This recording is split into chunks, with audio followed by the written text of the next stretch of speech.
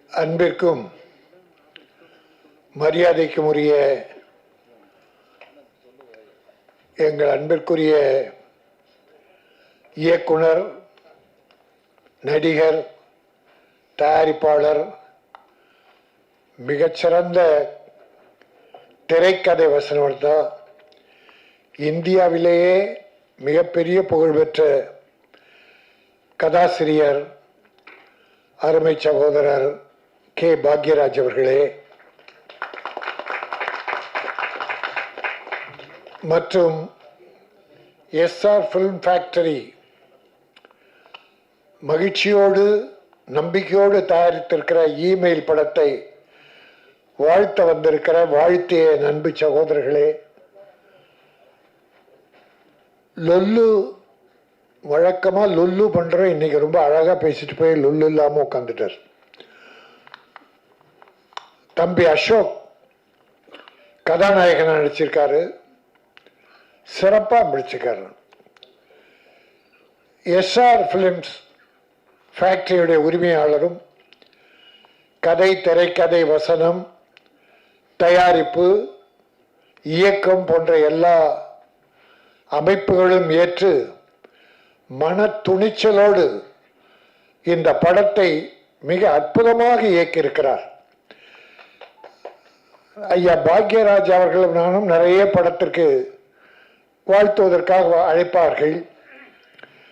அப்படித்தான் அருமை தம்பி சக்தி சரவணன் இங்கே அழைத்தார். நான் எல்லா படம் போல தான் இருக்கோம். எல்லாரும் பல நல்ல படங்கள் வந்திருக்கு, பண்ணியிருக்காங்க. ஒரு சில படங்கள் ஒரு மாதிரி இருக்கும். சரி, நம்ம எல்லாத்தையும் ஒரே லெவல் பார்க்க முடியாது. ஆனால் இந்த படத்தை நான் சுமாராக நினச்சி தான் வந்தேன். ஆனால்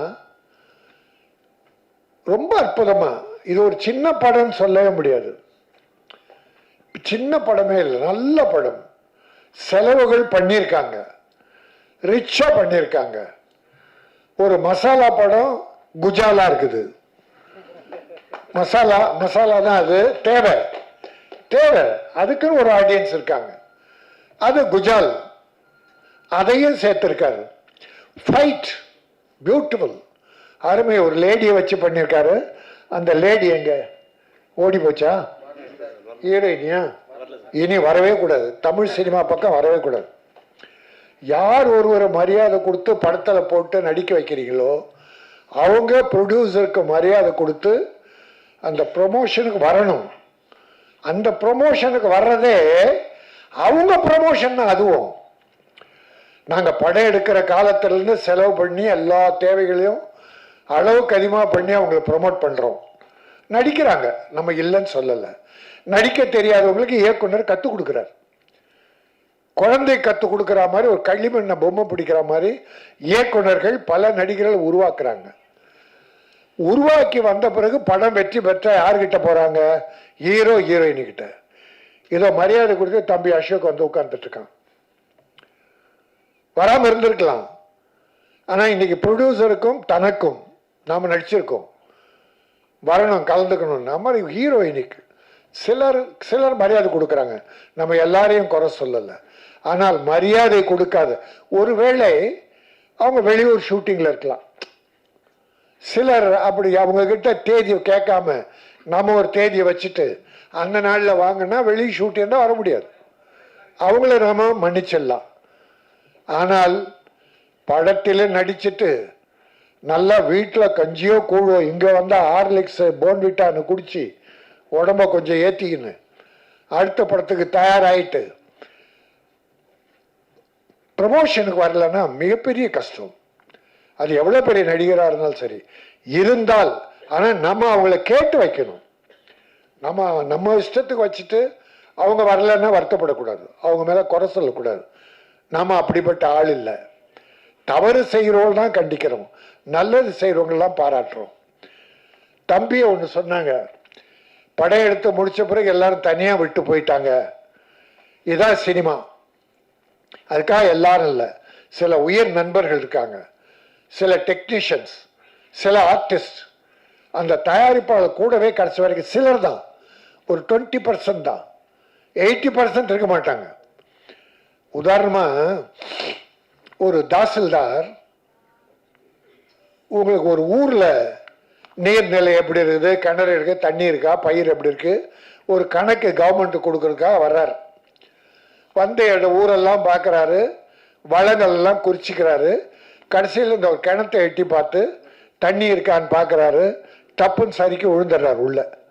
தாசில்தார் உள்ள விழுந்த உடனே இருந்தாங்க 5-6 பேர் ஓடி வந்து ஒரு கயிறை தூக்கிட்டு வந்து அதில் போட்டு அவரை கயிறை பிடிச்சிட்டு அப்படியே தூக்கிட்டே இருக்காங்க. பாதி வந்துட்டார் தாசில்தார். பாதி வந்த உடனே இந்த கலெக்டர் ஆஃபீஸ் பியூன் ஓடி வர்றான். சார் சார் சார், புது தாசில்தார் வந்துட்டார் சார்ன்றான். ஆபீஸுக்கு புது தாசில்தார் வந்துட்டாருன்னா இந்த தூக்கி பிடிச்சானுங்க பாரு கயிறை, பாதி வந்துட்டார் பாருங்க பழைய தாசில்தார். தப்புன்னு விட்டுட்டு புது தாசில்தார்கிட்ட ஓட்டானுங்க. ஆக பழைய தாசில்தார் க்ளோஸ். அப்படித்தான் நண்பர்கள், பாதியிலே கழுத்திருப்பவர்கள் இருக்கத்தான் செய்கிறார்கள். எல்லோரையும் நம்பாதீர்கள். தன்னம்பிக்கையோடு நம் காலில் நிற்க வேண்டும். கற்க கசடர கற்பவை கற்றவன் நிற்க அதற்கு தக காலே இருக்காது. கால் பக்கத்துல கால் இருந்தா கா, அந்த காவுக்கு கால் உண்டு. ஆனா வள்ளுவ பெருந்தகை கற்க கசடர கற்பவை கற்றபின் நிற்க அதற்கு தர ஒரு காலம் இருக்காது. ஏனென்றால் தன் காலில் அவரவர்கள் நிற்க வேண்டும். அதுவும் சினிமாவில் நம்ம காலில் தான் நிற்கணும். உதவி செய்கிற நண்பர்கள் இருக்காங்க, அதுக்காக நம்ம இல்லைன்னு சொல்ல முடியாது. ஆகவே நீ சொன்னதால இதுதான் சினிமா. இதுல இருந்து தப்பிச்சு வந்தவங்க தான் நம்ம பாக்யராஜ் சாருக்கு எவ்வளோ பேர் கை கொடுத்தாங்கன்னு நினைக்கிறீங்க?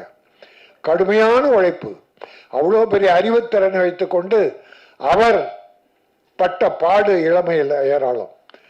ஆகவே இந்த படம் என்ன கஷ்டப்பட்டீங்களோ அதெல்லாம் தெரியாது எனக்கு. படம் சூப்பர். படம் ஒரு பானை சோற்றுக்கு ஒரு சோறு பதம்பாங்க. 2 பருக்கி எடுத்து நசுக்கி பார்க்குறாங்க. நல்லா வந்திருந்தா பானை வந்துட்டு. நான் நசுக்கி மட்டும் பார்க்கல, அதை வாயில போட்டு ருசிச்சு பார்த்தேன். நல்லா இருந்தது. சாங் நல்லா இருந்தது, ஃபைட் நல்லா இருந்தது, கேமரா நல்லா இருந்தது, எடிட்டிங் நல்லா இருந்தது. நீங்க எடுத்த ஒவ்வொரு வீடு இடம்லாம் ரிச்சா இருந்தது, அழகா, எந்த குறையுமே இல்லை. அதனால இது ஒரு வெற்றி படம். சின்ன படங்க வெற்றி பெற்றிருக்கான்னா வெற்றி பெற்றிருக்கு. சமீப காலமா இந்த ஓராண்டு 2 ஆண்டுல சின்ன சின்ன படங்கள்லாம் பெரிய படம் ஆயிடுச்சு. பல பெரிய படங்கள் சின்ன படமா போயிடுச்சு. 50 கோடி 100 கோடியில தயாரிச்செல்லாம் சின்ன படமா போயிடுச்சு. 5 கோடி 10 கோடி எல்லாம் பெரிய படம் ஆயிடுச்சு. டாடா, இருகப்பற்று, குட் நைட், இப்படி போர்த்தொழில், இப்படி பல படங்கள் வெற்றி பெற்றிருக்கு. அதனால இந்த படம் நிச்சயம் வெற்றி பெறும் தம்பி. நீங்க ஒரு நல்ல இயக்குனராக வருவீங்க. என்னுடைய வாழ்த்துக்களை சொல்றதோட நான் முக்கியமான கடமை தமிழ் திரை உலகின் சார்பில் எங்கள் பாக்யராஜ் அவர்கள் உள்பட நல்ல காரியம் எதுவானாலும் நாங்கள் வரவேற்போம். யார் செய்தாலும் வரவேற்போம். இன்றைக்கு நம்முடைய தமிழக அரசு, மாண்புமிகு தமிழக முதல்வர் அவர்கள் முந்தா நாள் ரேஸ் கோர்ஸ் மைதானத்தில் தமிழ் திரைப்பட தயாரிப்பாளர் சங்கம், இயக்குநர்கள் சங்கம், நடிகர்கள் சங்கம் உள்ளிட்ட அத்தனை சங்கங்களும் தமிழ் திரையுலகமே சேர்ந்து முத்தமிழறிஞர் டாக்டர் கலைஞர் அவர்கள் தமிழ் திரையுலகுக்கு செய்த பல நல்ல காரியங்களுக்காகவும் அவருடைய 100ஆண்டு விழாவினை அங்கே மிகச்சிறப்பாக எல்லாரும் சேர்ந்து யாரும் மாறுபாடு இல்லாமல் கொண்டாடணும். அதற்கு மாண்புக்கு தமிழக முதல்வர் அவர்கள் தலைமையேற்று வந்திருந்தாங்க. அவர் 2.5 வருஷம் ஆச்சு முதலமைச்சராகி. தமிழ் சினிமா நிகழ்ச்சிகள் எதிலுமே கலந்துக்கல.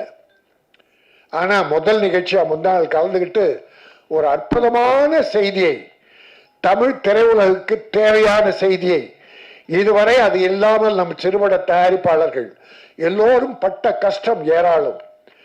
ஒரு வீடு போய் ஷூட் பண்ணனா 15,000 50,000 100 ரூபா 1 லட்சம் கேட்குறான் சார் ஒரு நாள் ஷூட்டிங்க்கு.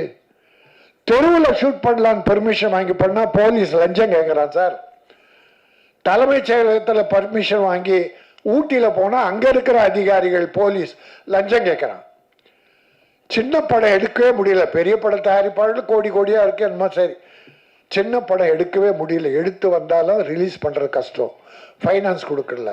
ஆனால் மாண்புமிகு தமிழக முதல்வர் அவர்கள் மிக அற்புதமான ஒரு திட்டத்தினை அறிவித்து ஒரு பால் சினிமா உலகம் எல்லாத்திலேயே எல்லோர் வயிற்றிலும் பால் ஊற்றிருக்கிறார்கள். பூந்தமல்லியில் 140 ஏக்கரில் 500 கோடி ரூபாய் செலவு திட்டத்தில் ஒரு அற்புதமான ஃபிலிம் சிட்டி ஒன்றை உருவாக்குவதற்கு அறிவிப்பை வெளியிட்டிருக்கிறார்கள். இது அவர் மைண்டில் பல காலமாக இருந்திருக்கு. நான் போன வருஷம் அவரை ப்ரொவைட் பண்ணும்போது நான் ஒரு பெட்டிஷன் கொடுத்தேன். டாக்டர் கலைஞர்கிட்டே நான் ஒரு பெட்டிஷன் கொடுத்தேன். ராமோஜிராவ் ஃபிலிம் சிட்டி மாதிரி தமிழகத்தில் அந்த இதை மூடிட்டாங்க, நம்ம தரமணி அந்த ஃபிலிம் சிட்டியை மூடிட்டதால நான் அப்போ தான் ஒரு லெட்டர் கொடுத்து, இல்லை இங்கே தமிழ்நாட்டுக்கு வேணும், சிறுபட தயாரிப்பாளர்கள் பாண்டிச்சேரிக்கு போகிறாங்க, பெரிய படங்கள்லாம் ஹைதராபாத் போகிறாங்க, இல்லை பாம்பேயில் ஷூட் பண்ணுறாங்க. பல பெரிய படங்கள், பெரிய ஹீரோக்கள் படங்கள்லாம் பாம்பேயில் ஷூட் பண்ணாங்க. பொன்னியின் செல்வன் போல விஜய் படம் வாரிசு, அப்புறம் அஜித் படம் எல்லாம் ஹைதராபாத். அப்போனா இங்கே இருக்க தொழிலாளி கதி என்ன? வாழ்க வெல்க. நன்றி, வணக்கம்.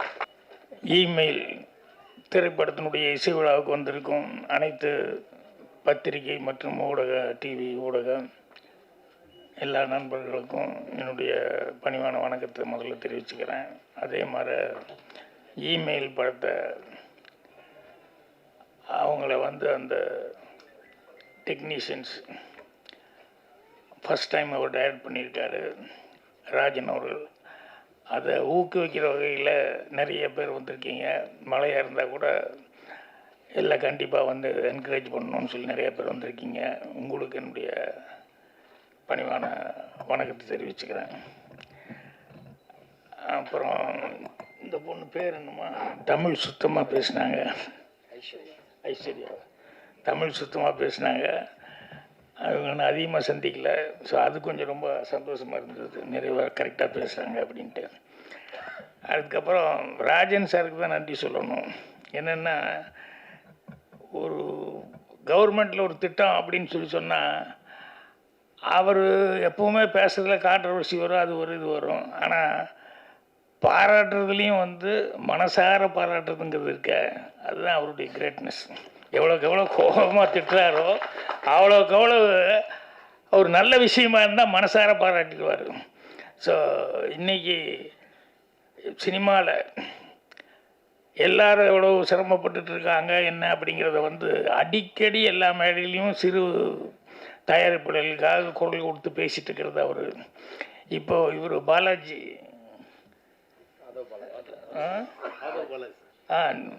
அவர் பேசும்போது கூட ரொம்ப குறைபட்டு சொல்லிகிட்டு இருந்தார். என்னென்ன சிறு படங்கள் எடுக்க முடியல அப்படிங்கிறது. இதுக்கெல்லாம் எனக்கு தெரிஞ்சு ராஜன் சார் நிறையா எந்த ஸ்டேஜாக இருந்தாலும் அந்த ஸ்டேஜில் நிறைய தடவை சொல்லிகிட்டு இருக்காங்க. அதே மாதிரி இதே ஸ்டேஜில் நானே கூட அந்த சின்ன படங்களுக்கு கவர்மெண்ட்டு கண்டிப்பாக ஒரு காம்ப்ளெக்ஸில் 4 தேட்டர் இருக்குன்னா ஒரு தேட்டர் கண்டிப்பாக சின்ன படங்களுக்கு கொடுக்கணும்னு ஒரு சட்டம் கொண்டு வரணும்னு பல தடவை சொல்லியாச்சு. இந்த சின்ன படங்கள் எப்படி வரும்? ஸ்க்ரீனுக்கு வந்தால் தானே ஜனங்க பார்த்து அதுக்கப்புறம் அப்ரிஷியேட் பண்ணுவாங்க. ஸ்க்ரீனே கிடைக்கல அப்படின்னு சொல்லும்போது எப்படி பண்ண முடியும்? ஸோ அதனால் கவர்மெண்ட் நினச்சது அப்படின்னு சொன்னோம்னா, இப்போ எப்படி இந்த ஸ்கீம் கொண்டு வந்திருக்காங்க, 500 கோடியில் ஒரு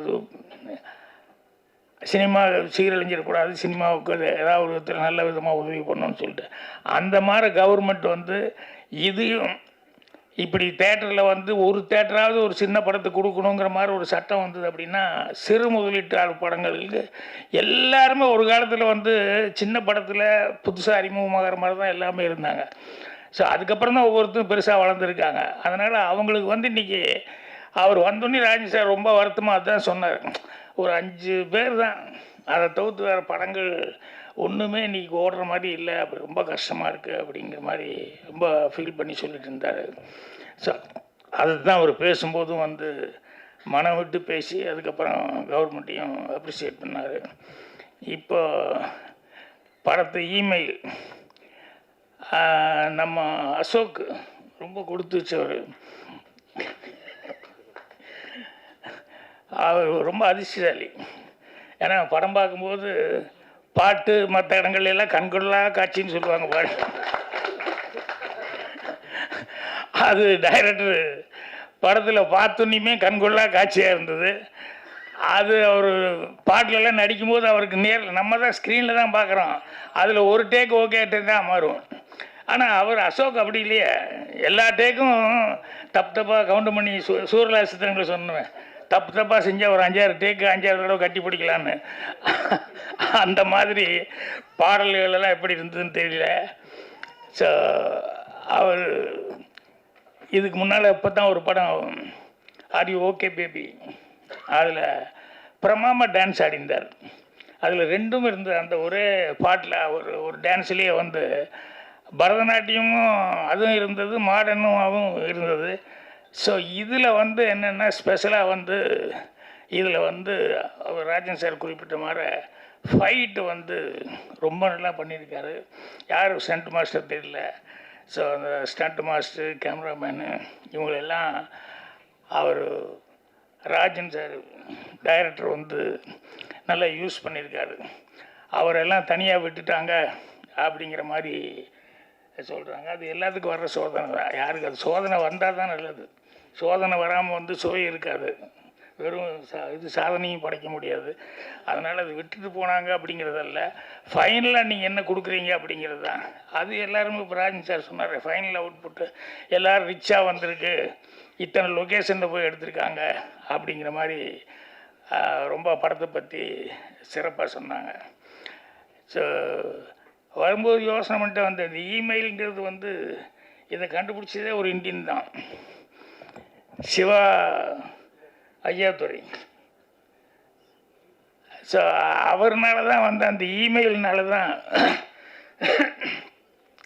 இந்த அட்டு அப்படின்னு சொல்லி போடுவோம் இல்லையே போட்டு, அது வந்து இதில் தான் இமெயிலேருந்து தான் ஃபெமிலியர் ஆச்சு. அப்புறம் எனக்கு தெரிஞ்ச என்னென்னா இந்த இமெயில் வந்ததில் வந்து நிறைய பேர் வந்து அதாவது இயற்கை வளம் இருக்க மரங்களை பாதுகாப்போம் அப்படின்னு சொல்கிறது, அது இந்த இமெயில் வந்ததுனால அதுக்கு நிறையா பாதுகாப்பு. என்னென்னா பேப்பரில் தான் எல்லாம் எழுதிக்கிட்டு இருந்தோம், அந்த பேப்பருக்காக மரத்தை பூரா வெட்டிக்கிட்டு உட்காந்துருந்தாங்க. இப்போ இந்த இமெயில் வந்ததுலேருந்து அந்த மரங்கள் வெட்டுறது பாதுகாக்கப்பட்டது. அது ஒரு சந்தோஷப்பட வேண்டிய சமாச்சாரம். அதை விட இன்னும் ரொம்ப சந்தோஷப்பட வேண்டிய சமாச்சாரம் என்னென்னா, இந்த நிறைய இளைஞர்கள் செருப்படியிலேருந்து தப்பிச்சுக்கிறதுக்கான ஒரு வாய்ப்பு இந்த இமெயில் மூலமாக கிடச்சிது. ஏன்னா முன்னால் ஒரு பொண்ணுக்கிட்ட வந்து ஏதாவது பேசி ஒரு லெட்டர் கொடுத்தான்னு வைங்களேன், உடனே காலில் இருக்கிறது கழட்டிட்டுமா அப்படிங்கிற மாதிரி கழட்டிடுவாங்க சில நேரங்களில் கூட. இப்போ இந்த இமெயிலில் அது இல்லை பாருங்கள், போய் நேரில் எல்லாம் முரளி மாற பின்னாலேயே சுற்றிட்டு இருக்கணுங்கிற அவசியமே இல்லை. இல்லை, என்ன வேணுமோ இமெயிலில் வந்து ஈஸியாக அவங்கக்கிட்ட நம்ம மனசில் இருக்கிறத அப்படியே எக்ஸ்போஸ் பண்ணிடலாம். அது வந்து இதுக்கு லவ்வுக்காகங்கிறது மட்டுமல்ல, சில பெரிய மனிதர்களிடம் மரியாதை காரணமாக நம்மளால் சொல்ல முடியாமல் இருக்க சில விஷயங்கள் சொல்லும்போது வாய் வராது, தடுமாற்றமாகி போகும். இந்த இமெயில் அப்படி இல்லை, இதில் வந்து எந்த தடுமாற்றம் இல்லாமல் நம்ம என்ன நினைக்கிறோமோ அதை அப்படியே எக்ஸ்போஸ் பண்ணிடலாம். ஸோ அந்த மாதிரி பல உதவிகள் இருக்குது.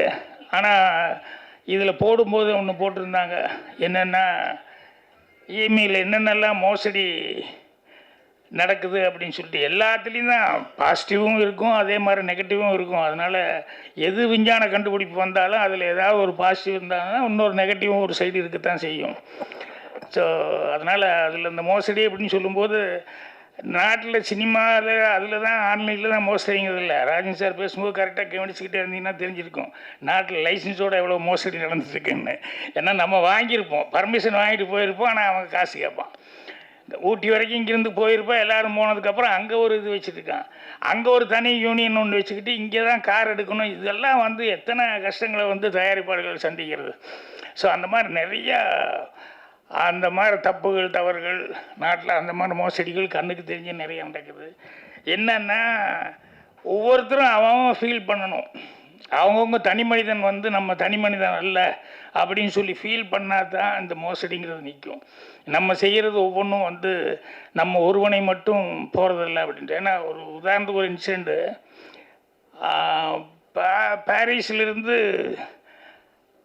லண்டன் போகிறதுக்காக, இல்லை லண்டன் டு பாரிஸ் போகிறதுக்கு ஹூவர் கிராஃப்டில் போனோம்னா நிறையா அது கொஞ்சம் வித்தியாசமாக இருக்குது. அது தண்ணியிலையும் இல்லை, நான் சொல்கிறது ரொம்ப வருஷத்துக்கு முன்னால் ஃபேமிலியோடு போயிருந்தப்போ தண்ணியிலேயே இது பண்ணாமல் அப்படியே மேலாலேயே போகும் அப்படின்னு சொல்லிட்டு அது கொஞ்சம் நல்லா இருக்கும் அப்படின்னு சொன்னாங்கன்ட்டு. ஆனால் அங்கே போய் இறங்குக்கப்புறம் பாரிஸ் போகிறதுக்கு வந்து கிட்டத்தட்ட 3 hours ட்ரெயினில் இது பஸ்ஸில் தான் போக வேண்டியிருக்கும்.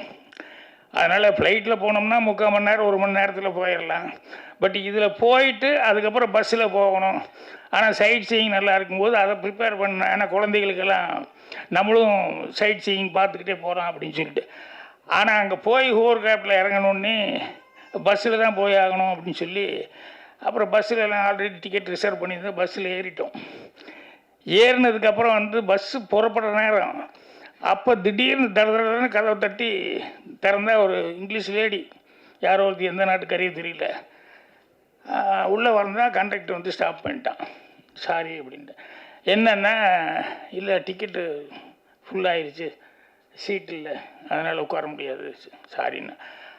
அந்த அம்மா வந்து ரொம்ப கெஞ்சுறாங்க. என்னென்னா, இவங்க வந்து பாரிஸ் போய் வேறு ஒரு ஃப்ளைட்டு பிடிச்சி அவங்க வேறு நாட்டுக்கு போகணும். ஸோ அந்த ஃப்ளைட்டை மிஸ் பண்ணிட்டாங்கன்னு சொன்னோம்னா அதுக்கப்புறம் 1 நாளோ 2 நாளோ 3 நாளோ அவங்க இங்கே தங்கி அதுக்கப்புறம் அடுத்த ஃப்ளைட்டு பிடிக்கிறதுங்கிறது பெரிய கஷ்டமான ஒரு சமாச்சாரம். அந்த அம்மா அழுகிற மாதிரி ஆகிட்டாங்க, கெஞ்சுறாங்க. ஆனால் இவன் இந்த கண்டக்டர் ஒத்துக்க மாட்டேன். எனக்கு வேலை போயிடும், ஏன்னா சீட்டு இல்லாமல் நான் வந்து ஒரு ஆளை நான் நின்றுட்டு வர்றேங்கிறேன், அப்படி நிற்க வச்சேன்னு சொன்னோம்னா என்னை வழியில் பிடிச்சிட்டாங்கன்னா ஏன் வேலை போயிடும், ஐ எம் ஸோ சாரி அப்படிங்கிற அந்த அம்மா கெஞ்சுறாங்க. ஏன்னா இது ஃப்ளைட் விட்டுட்டா எனக்கு அவ்வளோ கஷ்டம் அவ்வளோ கஷ்டம் அப்படின்ட்டு. அவன் சீட் இல்லாமல் நான் வந்து முடியவே முடியாது அப்படின்னு எல்லோரும் வேடிக்கை பார்த்துட்ருக்கோம். அப்புறம் டிரைவர் அவங்க கண்டக்டர்கிட்ட கேட்டேன், சீட்டு தான் பிரச்சனையா? ஆமாங்க, சீட் இல்லாமல் அவன் நின்றுட்டு வந்தான்னா யாராவது பார்த்தான்னா வழியில் தெரியும், பிடிச்சிக்குவான், அதனால் நான் கஷ்டம் அப்படிங்கிற மாதிரி சொன்னேன். ஸோ படம் நல்லபடியாக சக்ஸஸ் ஆகணும் அப்படின்னு சொல்லி என்னுடைய மனமார்ந்த வாழ்த்துக்கள் தெரிவிச்சுக்கிறேன். நன்றி, வணக்கம். எல்லாருக்கும் வணக்கம். Happy new year.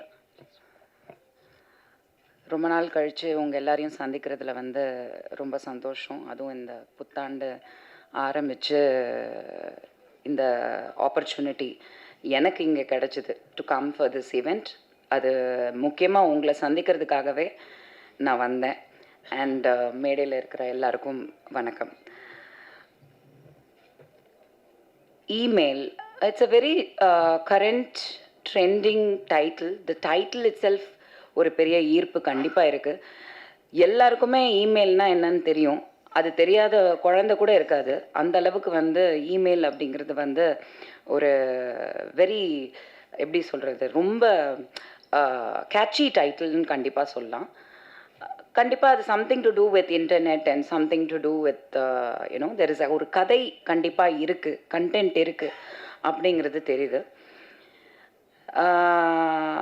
இவங்க SR film factory, SR Rajan அவர்கள் வந்து இந்த படம் வந்து எழுதி இயக்கியிருக்காங்க. Sounds like there is a lot of content and technicians and artist பேசுகிறத வச்சு பார்க்கும்போது something to do with gaming அப்படின்றது தெரியுது. இந்த கேம்னாலே பிரச்சனை தான். அது எந்த பிக் பாஸ் கேமாக இருந்தாலும் சரி, அது வந்து ஃபோனில் இருக்கிற கேமாக இருந்தாலும் சரி, it definitely has something to do with mind game இருக்கும். கண்டிப்பாக அது எந்த கேமாக இருந்தாலும் அந்த மைண்டு அதில் இன்வால்வ் ஆகும். ஸோ அந்த மைண்டுங்கிறது வந்து அவ்வளோ ட்ரிக்கியான ஒரு விஷயம்.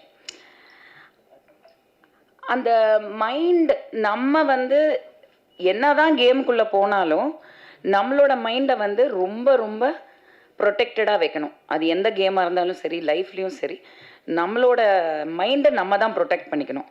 அது இந்த காலத்து ஜென்ரேஷனில் வந்து ரொம்ப கம்மியாக இருக்குது. ஏன்னா சின்ன பிறந்த குழந்தைக்கு கையில் கூட கூட ஐபேடை கொடுத்துடுறாங்க, ஃபோனை கொடுத்துடுறாங்க. அதுங்களுக்கு எல்லாமே தெரியுது. சின்ன குழந்தை அவங்களுக்கு ஒன்றும் தெரியாதுன்ற காலம்லாம் போயிடுச்சு. So they know more than us. போய் எல்லாத்தையும் ஓப்பன் பண்ணுறது கொள்வது. My kids also use to be. என்னோட குட்டி பொண்ணு ஜெயாலாம் வந்து பார்த்திங்கன்னா 2-3 வயசில் ஃபோன் உள்ள போய் அந்த ஆப்பிளில் போய் பே பண்ணிடும். மாதம் வந்து பில்லு வரும்போது மட்டும் ஒரு 99 rupees போயிட்டே இருக்கும். என்னடா இந்த 99 rupeesனால் ஏதோ ஒரு கேமுக்கு போய் போட்டுட்டு அது மந்த்லி ரிப்பீட் ஆகிட்டே இருக்குது. 2 வயசு 3 வயசு. So kids are very smart. But அங்கே தான் நம்ம கற்றுக்கணும் தட் கிட்ஸுக்கு எவ்வளோ எக்ஸ்போஸ் பண்ணணும், எதில் எக்ஸ்போஸ் பண்ணணும், அவங்களுக்கு நல்லது கெட்டது கண்டிப்பாக சொல்லி கொடுக்கணும் அப்படிங்கிறது.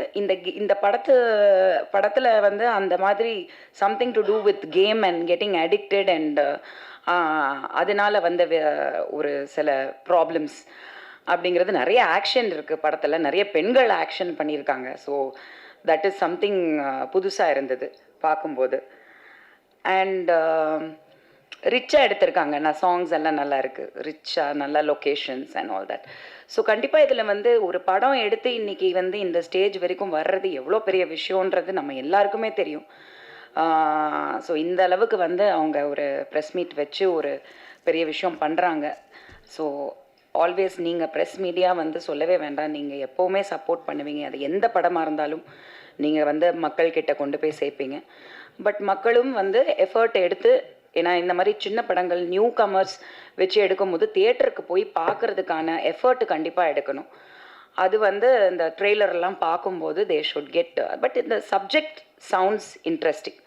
ஸோ ஹோப்ஃபுல்லி வித் உங்கள் சப்போர்ட் இந்த படம் வந்து மக்களிடையில் வந்து ஒரு நல்ல ஒரு ரிவ்யூஸ் வரணும். And I wish the team and S.R. Rajan and all the actors and technicians all the best. And கண்டிப்பாக இந்த மாதிரி படங்களுக்கு சப்போர்ட் பண்ணுங்கள் as always. Thank you very much.